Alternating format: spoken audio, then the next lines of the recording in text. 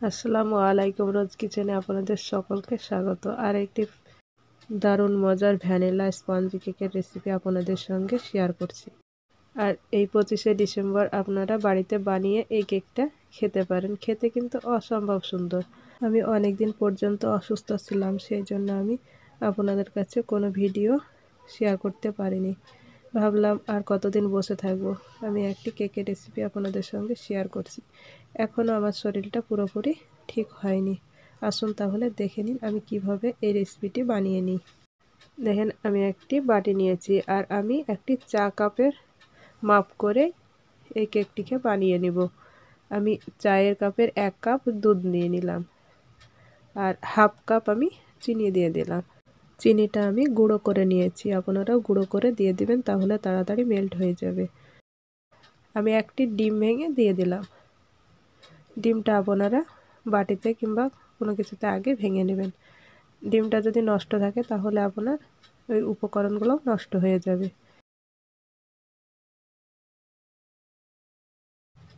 ডিম, দুধ আর চিনিটাকে ভালো করে দেখেন ফেটিয়ে নিব। যতক্ষণ না ডিমটা ভালো দুধের সঙ্গে মিশিয়ে যাচ্ছে ততক্ষণ পর্যন্ত আমি ফেটিয়ে নিব।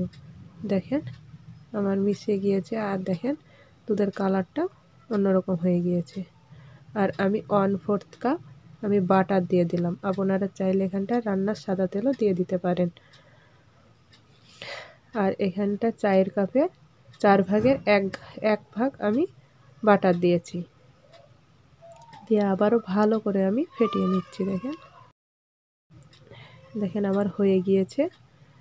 আমি চায়ের কাপের 1 কাপ প্রথমে ময়দা দিয়ে দেব। একটি চালনির সাহায্যে দেখেন আমি এইভাবে চেলে নিচ্ছি।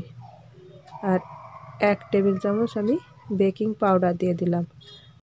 হাফ চামচের কম আমি বেকিং সোডা দিয়ে দিলাম। চালনিতে চেলে নিচ্ছি। দেখেন প্রথমে আমি 1 কাপ ময়দা দিয়ে মেখে নিচ্ছি। দেখেন আমার পাতলা আছে, এখনও মনে হচ্ছে ময়দা লাগবে। আমি অল্প অল্প করে ময়দা দেব আর এই ব্যাটারটিকে তৈরি করে নেব। আপনারা একসঙ্গে ময়দাটা দিবেন না, তাহলে শক্ত হয়ে যেতে পারে। আপনাদের যতটা ময়দা লাগবে অল্প অল্প করে দিয়ে নেবেন। দেখেন আবারও আমি ময়দা দিয়ে দিলাম। আর যারা কেক বানাতে পারেন না তারা এই চায়ের কাপ মেপে আমার ভিডিওটি ফলো করলে যে কেউ বানিয়ে নিতে পারবে কেক। আবারও দেখেন মিশিয়ে নিচ্ছি।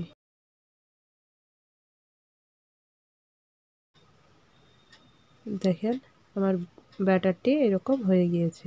ভ্যানিলা স্পঞ্জি কেক বানাচ্ছি, সেই জন্য আমি 1 টেবিল চামচ আমি ভ্যানিলা এসেন্স দিয়ে দিলাম। দিয়ে আবারও ভালো করে আমি মিশিয়ে নিলাম। আর দেখেন কেকের ব্যাটারটি ঠিক এরকম হয়েছে। আর আমি লবণটা আগে দিতে ভুলে গিয়েছিলাম, দিয়ে আমি অল্প একটু লবণ দিয়ে দিলাম স্বাদটা ব্যালেন্সে রাখার জন্য। দিয়ে আবারও ভালো করে ফেটিয়ে নিচ্ছি। আর এই ব্যাটারটি যত ভালো করে ফেটিয়ে নেবেন ততই এই কেকটা স্পঞ্জি হবে আর সুন্দর হবে। দেখেন আমার ফেটানো হয়ে গিয়েছে। আমি চুলাতে একটি কড়াই বসিয়ে দিয়ে আমি লবণ দিয়ে দিলাম। আপনারা চাইলে বালিও দিয়ে দিতে পারেন। দিয়ে আমি 5 মিনিট হাই হিটে ঢাকা দিয়ে গরম করে নেব। আর আমি একটা এরকম বাটি নিয়েছি, এরকম একটা স্টিলের বাটি নিয়েছি। দিয়ে আগে থেকে আমি বাটার ব্রাশ করে রেখেছিলাম। আমি অল্প ময়দা দিয়ে এইভাবে কোট করে নিচ্ছি। বাড়তি ময়দাটা আমি ফেলে দেবো। দেখেন দিয়ে আমি ব্যাটারটিকে দেখেন এইভাবে ঢেলে নিচ্ছি।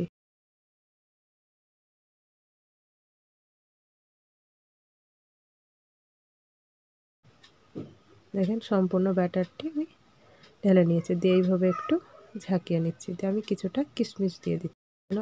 আপনাদের পছন্দ মতো আপনারা ড্রাই ফ্রুট দিয়ে দিতে পারেন। দিয়ে আবারও এইভাবে একটু ট্যাপ করে নিচ্ছি।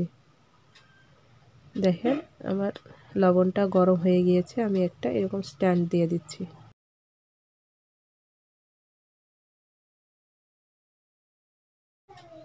দিয়ে আমি ব্যাটারের বাটিটা বসিয়ে দিলাম। দিয়ে আমি ঢাকা দিয়ে দিলাম। আমার ঢাকনাটা দিয়ে আমার একটু ফাঁকা ছিল, সেই জন্য আমি একটি বাটি দিয়ে ভালো করে ঢেকে নিই। ঢাকা দিয়ে চুলার আঁচটাকে আমি মিডিয়াম করে রেখেছিলাম।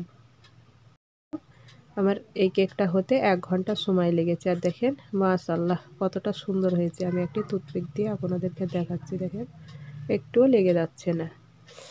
আমার হয়ে গিয়েছে। চুলায় থেকে আমি নামিয়ে নিব।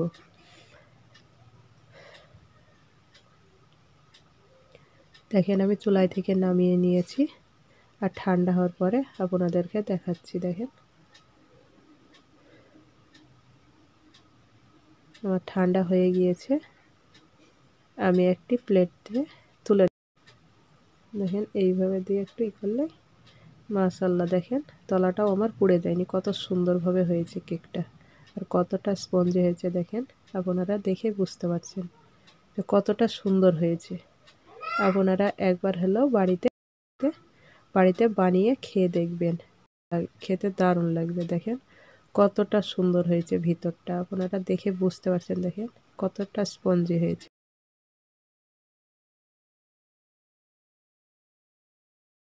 আপনারা এইভাবে বাচ্চাদেরকে বানিয়ে দিবেন। দেখবেন বাচ্চারা খুব পছন্দ করবে। আপনাদের পছন্দ মতো আপনারা কেটে নেবেন।